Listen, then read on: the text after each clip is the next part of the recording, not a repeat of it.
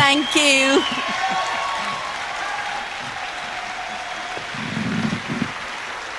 Thank you very much. And thank you, Miguel, for everything you did to make the Soil Not Oil conference happen.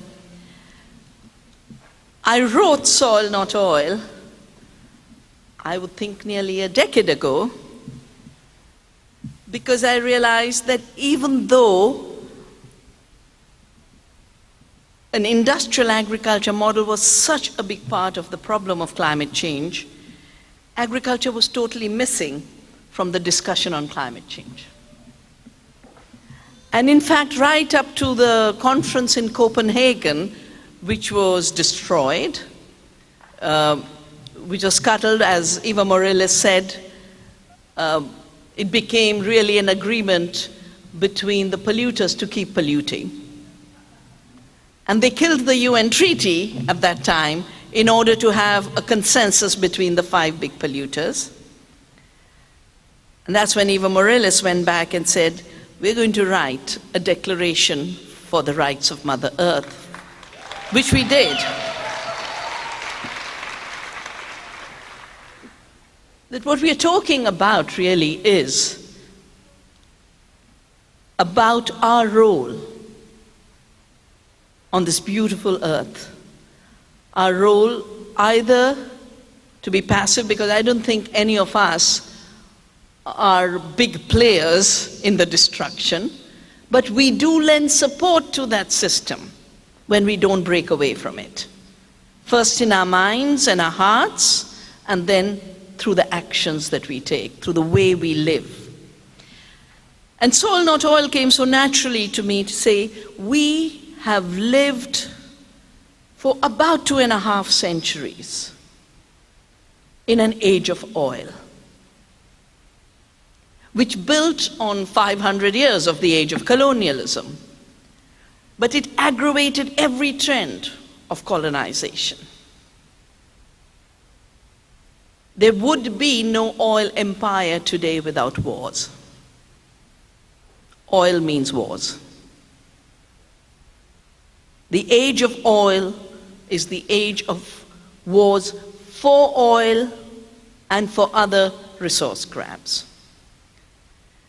Because it's only with the age of oil that it became possible to expand the footprint anywhere. If the British hadn't shifted their production on the basis of coal,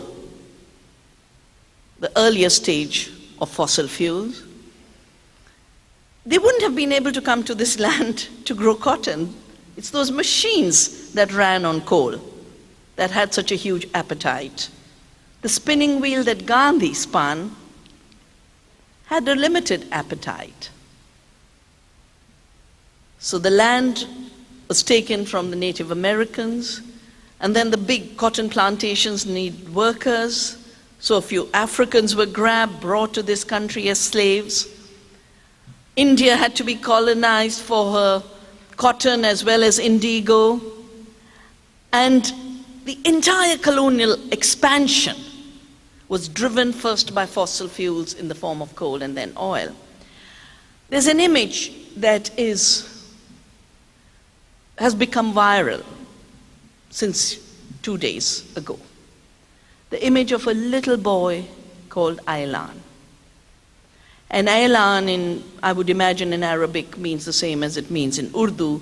Aylan means an announcement, a message. And that little baby's body on that beach in Turkey, I think is a message that the age of oil should get over, so the age of soil can begin.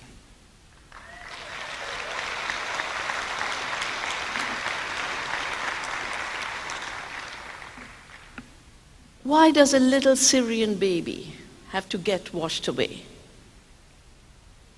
in that tragic way? Syria is part of that amazing world which is called the Golden Crescent, which is where we get our wheat and our barley and our oats. This is the region that is called the origin of an agriculture that's linked to wheat. Of course, there's the culture of corn from Mexico, there's the culture of the millets, there's the culture of other grains. This year is the year of soil, and that's why we've gathered together to celebrate soil. So we decided to write a manifesto collectively. A group of people got together in Italy, and we wrote a manifesto on soil, but on our commons and our future. And the title is Terra Viva. It's available for you to download. But while we were drafting it, the first few boats had started to sink in the Mediterranean. And we wanted to connect not just what's happening to soil, what you heard from Ratan Lal, one of the top soil scientists this morning, you heard from Fritjof Capra, one of the top system scientists of the world. We know now, after being fooled for about 75 years, that the soil is an empty container to pour chemical fertilizer into, that the soil is the most amazing living ecosystem, most diverse, more diverse than the plants that we see above the soil or the fish in the ocean, the microorganisms. We are still trying to catch up with what's going on in the soil. We wanted to do more with this manifesto. We wanted to connect what was not being seen as connected. And the two new problems that have arisen in terms of violence since 2009, very recent, just 6 years ago, are aspects of Syria and Boko Haram. Just today there was an item that 2.1 million Nigerians have been displaced because of Boko Haram. And of course more than 6 million Syrians have been turned into refugees. There was no problem in Syria of this scale before 2009, and there was no Boko Haram before 2009. So we decided to look at the roots. What happened in 2009? Where Boko Haram has risen is an area supported by Lake Chad. 9 million people made their living from that lake. It's 5% today compared to what it used to be in the 60s. When 9 million people lose their livelihoods, society starts to disintegrate. Part of it shows up as conflicts. In Syria, Syria was not part of the Arab Spring. It did not see the uprisings of Tunisia and Egypt or Bahrain.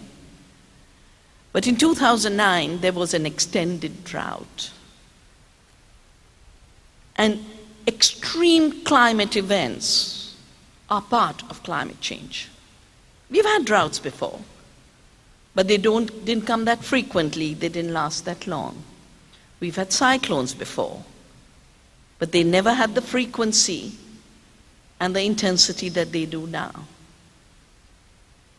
We've had heavy rains before, but the intensity of flooding is something we're witnessing now. My own region in the Himalaya, we had in 2 days, on the 16th and 17th of June 2013, such heavy rain. It was 350% more than normal, and it washed away villages, bridges, schools, communities, roads. We've not seen that happen. We haven't seen the desert of Ladakh, which is a high altitude desert, ever have rain. It's a desert. Now they get such heavy rain that they're flooding. In 2010, they lost 200 people washed away in the Indus. And the drought that hit Syria in 2009 created an unprecedented crisis. And as I've noticed with every cyclone in India or the floods of the Himalaya, the climate extremes build on the maldevelopment that makes ecosystems vulnerable and fragile. So Syria, like every other place, has been fed with an industrial agriculture model, new seeds adapted to chemicals, needing lots of irrigation in an area that is arid. So when the drought hits, those varieties fail. Native varieties, after all, native varieties evolved in that land and were meant to grow with low rainfall. But the new varieties need irrigation. Because of irrigation, the waters disappeared. In that 1 year of 2009, the drought was so intense that 1 million people got displaced from agriculture and pastoralism. 85% of the agriculture and livestock was destroyed. And when that kind of number arrived in the cities, the government reacted the way governments do, with violence. But there was another aspect linked to this. Because of structural adjustment, because of globalization and free trade, all governments are prevented from supporting their farmers because they're supposed to support trade and big ag and big business. The violence was helped, a regime change started, arms started to flow instead of food, and today the reportings from Syria are so confused. Nobody anymore knows who's fighting whom and who is whom. But we do know little babies like Aylan are losing their lives. And it's because we built our economics, our politics, our cosmology around oil. If you think of it, industrialism begins with fossil fuels. The entire thinking in terms of a fragmented mindset, in terms of a separation from nature, a separation within nature, all of that is a result of the fact that we could ignore the vibrant ecological cycles of the earth and imagine that we could cheat nature with fossil fuels. We created an entire scientific and technological edifice to help us with that cheating. But beyond a point, the limits come and hit. Climate change is one of those limits, where planetary boundaries are being broken, but the consequences are real and they are huge.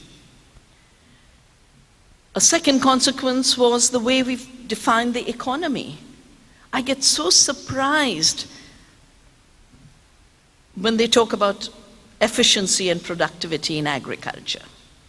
How can industrial agriculture, which uses 10 times more inputs as energy to provide 1 calorie of food, be called efficient? It is so inefficient that if any other sector worked on that logic, it would collapse. The reason industrial agriculture carries on inefficiently is because it is subsidized at every level. It's subsidized through subsidies to the fossil fuel industry. It is subsidized through subsidies to chemical fertilizers that are based on fossil fuels. My own country in 2008 was giving so much subsidy. It was nearly a trillion rupees of subsidy to nitrogen fertilizers. And that was more than our defense budget. And where does that subsidy go? To the Kargils. Where did the fertilizers come from? In the soil, they come from the amazing microorganisms, from the earthworms, from all of the richness of life. Nitrogen fertilizers made synthetically come from the same factories that made explosives during the war. And that's why you wouldn't be surprised that so many of the bombs of recent times are fertilizer bombs. The Oklahoma bombing, fertilizer bomb. The Oslo bombings, that young boy had been collecting fertilizers for months, and then he used that as a bomb. Even Afghanistan, most of the bombs are fertilizer bombs.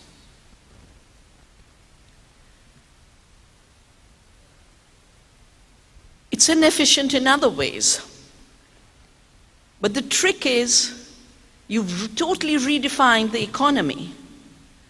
And I sometimes do get amazed at the human species, that we can be taken to such levels of stupidity for centuries on end and we accept it.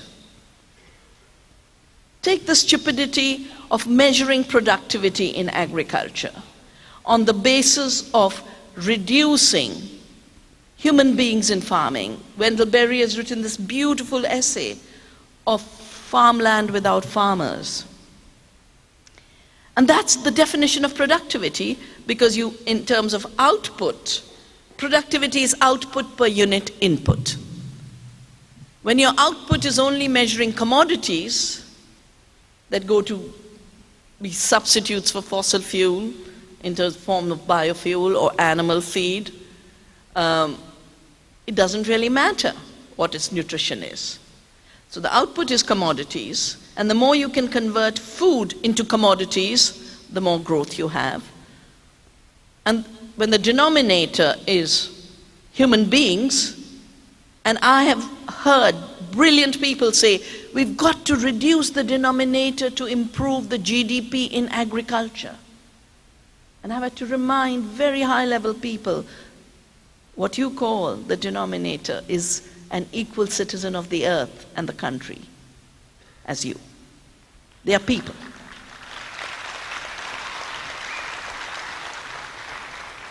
Farmers are not denominators. Farmers are carers and stewards of the seed and the soil and the climate. And that's the most important point, farmers and gardeners. They're definitely not producers of commodities. They're producers of nourishment. Very often the debate will come up and people say, oh, but organic is costly. And I remind them about the subsidies. $400 billion annually, or more than $1 billion a day, to make costly oil-based food. We literally are eating oil, as I've written in my book, Soil Not Oil. We're eating oil. We should be eating soil. Albert Howard, who was sent to India in 1905 to introduce modern agriculture, as they said, arrived, found the soils were fertile, couldn't find a pest damaging the crops. And as he wrote in his book called The Agricultural Testament, I decided to make the pest and the peasant my professors. And he literally studied under them, under nature and Indian farmers practicing an agriculture based on diversity, on the law of return to the soil, on integrating trees and livestock and crops. And the book he wrote, The Agricultural Testament, is today called The Bible of Modern Organic Farming. Albert Howard could recognize that the Indian farmer could teach more to the world about taking care of the soil than the top scientists of England of that time. He was humble enough to draw humility from the soil. And it's fascinating, the word humus, which he used very intensely, humus is soil in its full life. And its roots are Latin. And the same word that refers to living soil is at the root of our humanity. The word human is derived from humus. And we forget that. We separate ourselves from the soil at very high cost because oil has made us disillusioned. Howard wrote in his book, Soil and Health, health is one continuum, from the soil to the plants to the human being. And so when small farmers do good farming, taking care of the soil and producing nourishment, they are our physicians. When you go to a physician, You don't bargain and say $40 for a consultancy is too much.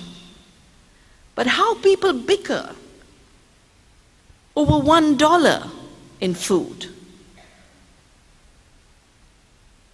Part of our work is to change the distortions, not just in the way we produce our food, but the way it is costed and priced. So we've done new studies based on our working with biodiversity and intensity. We've done new studies based on doing the true cost accounting in agriculture. Our book on measuring nutrition, which we call health per acre. Normally the measure in industrial agriculture based on fossil fuels is yield per acre. And yield only measures the commodity that left the farm. It doesn't measure the output, the diversity that you can grow on the farm. It doesn't measure the health of the soil, the richness of biodiversity, whether your soils have the ability to conserve moisture or not, an issue that is so relevant today in California. You know, with 0.5% organic matter in soil, we can have 80,000 liters per hectare of water in the soil. We wouldn't experience drought. We see that all the time in our farms. In the same area with the same drought, the organic farms are producing food. And the chemical farms, called the Green Revolution farms in India, have absolute crop failure. With 1%, you can hold 100,000 liters, and with 5%, 800,000 liters. So the answer to drought is the same answer to nourishment and health, because industrial agriculture has produced nutritionally empty commodities loaded with toxics. And the damage to health is twofold, because of the micronutrient deficiencies on the one hand, but the toxics on the other. And if we start to internalize those costs, we just couldn't afford farming with oil and eating oil. It would just be too costly for our bodies and the planet. We would pack it up. And we will have to pack it up, because we are the ones who, with the earth, are paying the full price. We then decided last year, said, let's really assess what's happening with the hidden costs, external costs of chemical farming in India. And the two big costs we took into account were environmental costs. So the government does maintain data on how much soil has been eroded. They maintain data on how many bird deaths took place because of pesticide poisoning. So we took all of that data from official sources, and we added to it the data on something new we've seen as a result of the age of oil in agriculture: farmers committing suicide. So the figures in India, according to official statistics, have crossed 300,000. Now, most of the early suicides began in the cotton area, and they began after Monsanto started to monopolize the cotton seed by illegal means. I have a very long article on my website on how Monsanto wrote and broke laws to dominate India's cotton supply. They collected royalties without even having a patent.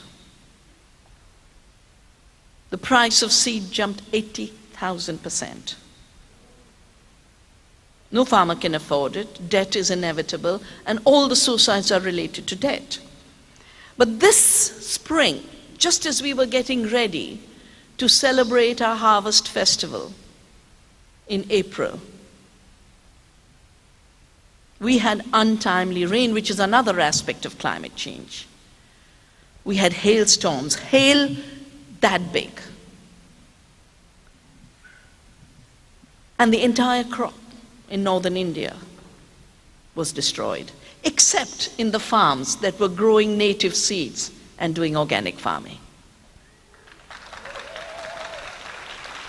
And I only know this because farmers who are members of Navdanya would call me up and said, Didi. You know, in India we make everyone our relation, and I'm the elder sister.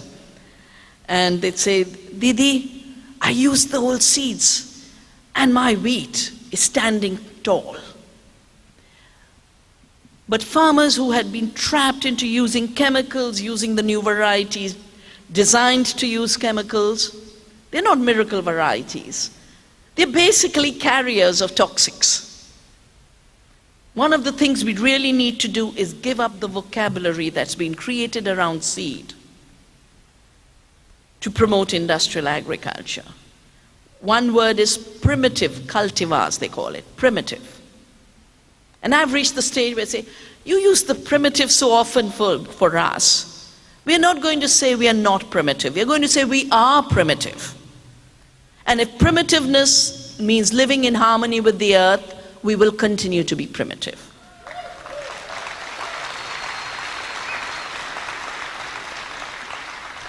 If to be primitive means to not be addicted to oil, we will be primitive. Because transiting beyond oil is vital to human survival. The planet will survive somehow. She'll have different life forms, she might have a different temperature, but she'll carry on. We are too small to threaten her life. But we are able, in our small-mindedness, to destroy the amazing conditions for our species that Gaia has offered us. The right temperature, the right kinds of plants. And all she asks of us in return is a little service to the soil. That's all we have to do. Give back to the soil with love. Remember, we are part of the soil, that we are the soil. And the rest she takes care of. In all these years of doing ecological agriculture, I've decided to not use the word food production. We use the word soil regeneration. Because food is a gift the earth gives back to us in return for our gift of love and labor and care, for giving back soil fertility. And that is exactly what, at the scientific level, is closing the carbon cycle.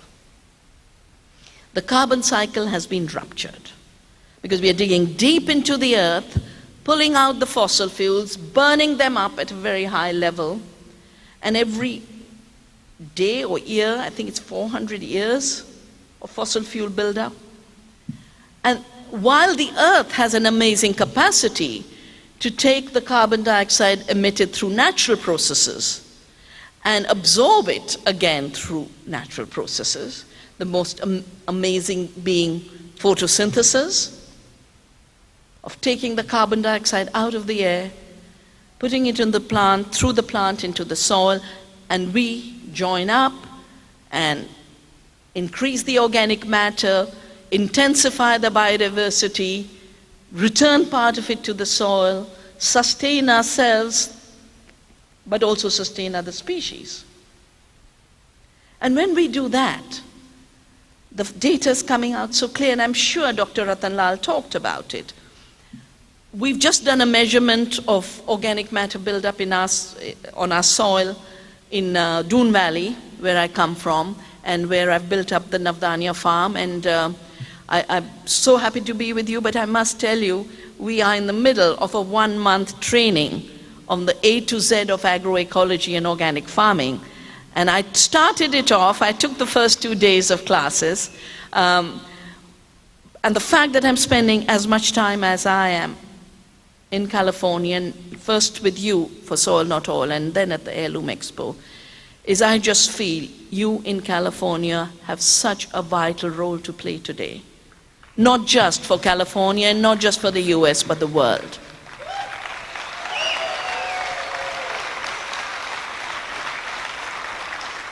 I could very, very happily just, be at the farm, do wonderful things, interact with people from Indonesia and Korea and all over the world who are there to build this movement.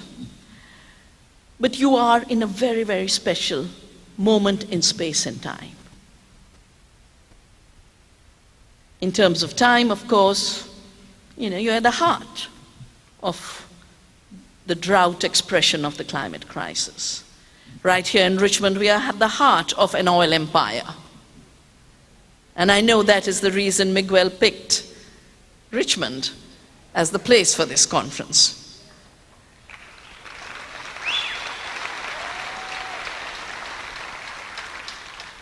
But you are also at the heart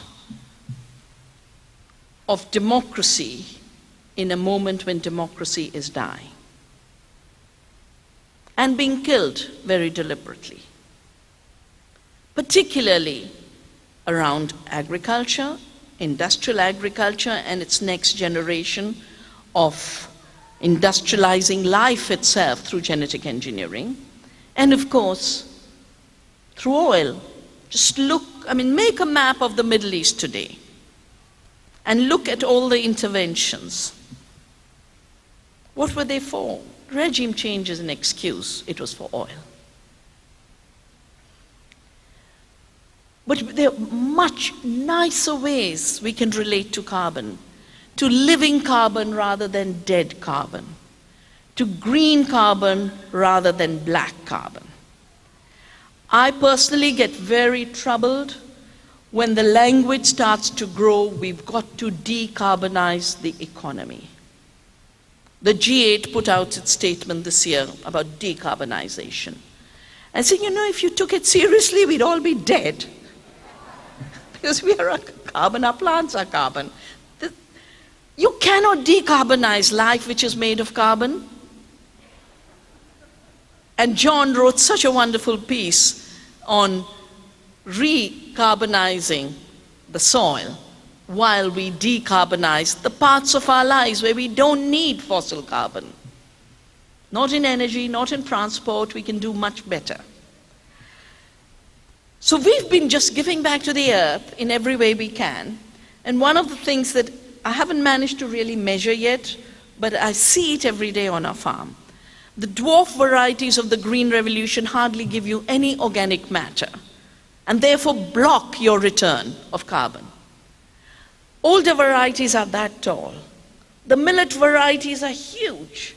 We have saved a rice variety that grows 18 feet tall in the floodwaters of Bihar.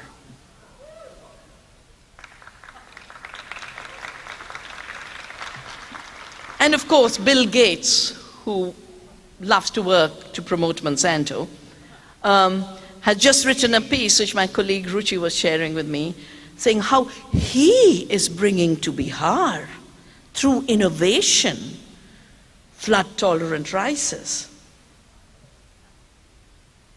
You cannot genetically engineer flood tolerance. You cannot genetically engineer drought tolerance. You cannot genetically engineer salt tolerance. These are complex traits where many genes act together. Genetic engineering is such a crude technology, it can only introduce one gene through a gene gun. It is not able to understand the relationships of the entire genome in all its complexity and all its capacity to self-organize and self-regulate. So with organic farming, the measures in Doon Valley on our organic farms are 2.2 tons per hectare. The figures are available now that with a 2 tons per hectare increase in organic matter, which I call it a thank you to the earth and the soil. It's just our thank you for supporting us. We could pull out 10 gigatons from the atmosphere. Through organic farming, we don't just reduce the 40% greenhouse gases we've pumped up. We do more, we pull out the stocks that have accumulated. Now there are two figures that buzz around in the climate discussion. One is 350 parts per million of carbon dioxide equivalent, and the other is 2 degrees centigrade, that beyond 2 degrees centigrade, which will be inevitable if we go beyond 350, climate chaos and climate catastrophe will be inevitable. Of course, as I was saying, we already are witnessing climate chaos and climate catastrophes. It's already taking lives. But that number is normally just referred to in the abstract. And if we leave it to corrupt governments who for 21 conference of parties, the Paris meeting will be the 21st conference of party. They've had 21 occasions to commit themselves to solving the problem. 21 times they have failed the planet and people. When such an easy path is available to reach that 2-degree limit, they're still saying it'll be very difficult. Well, it's very difficult if all you have to do is oblige yourself to the oil industry and the biotech industry. But it's not difficult at all if we say, if each of us commits ourselves that whatever is the land on which our lives depend, either directly as gardeners or directly as farmers or indirectly through the food we eat, we are going to make sure that our living on this planet returns to the earth the carbon that belongs to her.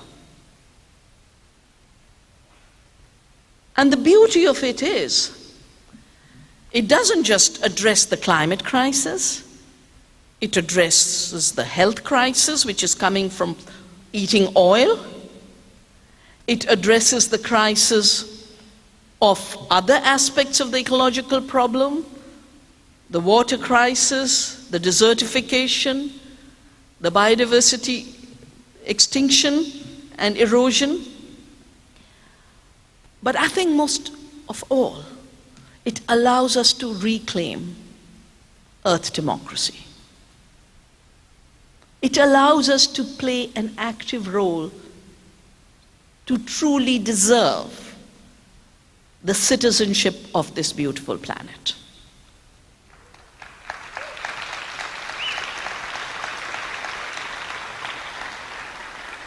So when I talk about soil, not oil, I'm really talking about the birthing of an earth democracy.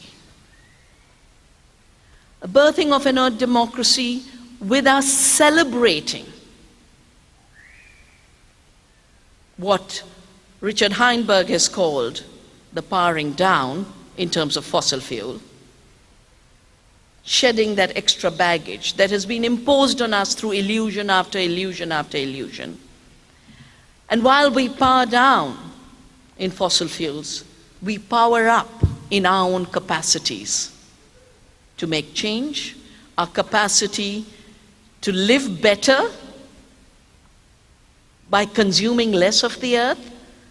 And since I am in a part of the world which has deep poverty as well as huge wealth, and I also work with the government of Bhutan on this transition to 100% organic Bhutan, and Bhutan has said we will not measure GDP, which is also a part of this age of oil.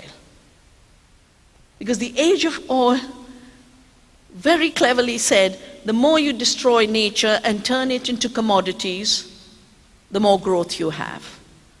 The more you destroy society and its ability to provide for itself and make it dependent on buying its junk food, its bottled water, the more growth you have. The more sick the people are, and the more drugs have to be bought from the same companies that also gave us the sickness through the poisons.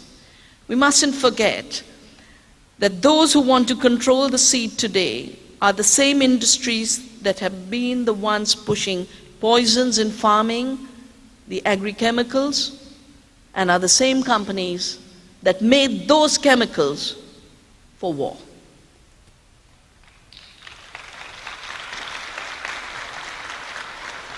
That agriculture has become a war against the planet and our bodies is not an accident. Its origins are war.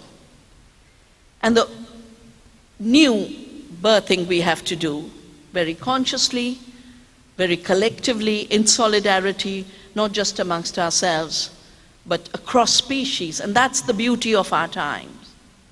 That while cultures have existed, my own culture gave me the word Vasudhaiva Kutumbakam, the earth has a family. Chief Seattle said, we are part of the web of life, not outside it. Pachamama, no matter where you look in the world, cultures realized we were part of the earth family. The age of oil for 250 years has tried to make us forget it. We can remember again that we are the soil and start working with the soil. Now, it's not that the transition will be immediate, will be easy, will not have interruptions. The two big hijacks that are taking place right now of the recognition that agriculture has to be part of the discussions on climate change are coming from Monsanto, my dear friend. So Monsanto has given us two big new myths. One is they've literally taken over the abbreviation CSA, which you all created for community-supported agriculture, and they've made it an abbreviation of climate smart agriculture. And climate smart is smart only in their sense, but it's reflecting something that even The Economist, which forever has promoted the Monsanto perspective, it has an article in the issue that I was reading in the plane, and it's talking about Monsanto's attempt to buy Syngenta, which failed, is part of its collapse of being able to bring anything beyond Roundup and Roundup-ready crops. They're stuck. They are totally stuck. And this is what the article says. Monsanto's purchases in recent years of several firms that provide farmers with detailed data on local soil and climate conditions are just a cover-up for the fact that their core markets have saturated. Monsanto's bought up Climate Corporation, and the film on living soil would have shown you that graph of Monsanto's future projections, and they have bought Solum, the soil analysis, the biggest soil analysis corporation. So now that they've failed on selling the miracle of genetic engineering as the next step of industrial agriculture, they want to sell big data as their next step. And there have been analysis saying big data means big brains. No, big data means empty brains. Because real brains work with ecosystems, with life, with the soil and with the seed. And the new knowledge that's coming about how every little root hair in the soil is the neuron of the plant, communicating all the time with the living soil. How in our gut are this amazing microbiome, which is being killed by the Roundup and the Roundup-ready crops. That the Roundup is killing all the beneficial organisms in the soil and then leading to pathogenic organisms. That is being empty-brained. To not realize that health of the soil and our health comes from the living diversity, both within us and on the planet. So as the age of oil ends, and it won't end by itself, we'll have to work with a lot of love, a lot of compassion, a lot of hope, but a lot of fun and a lot of joy. It's time to stop thinking of climate change through fear. It's time to start thinking of climate change as an opportunity the earth has given us to return to our roots, to return to the soil.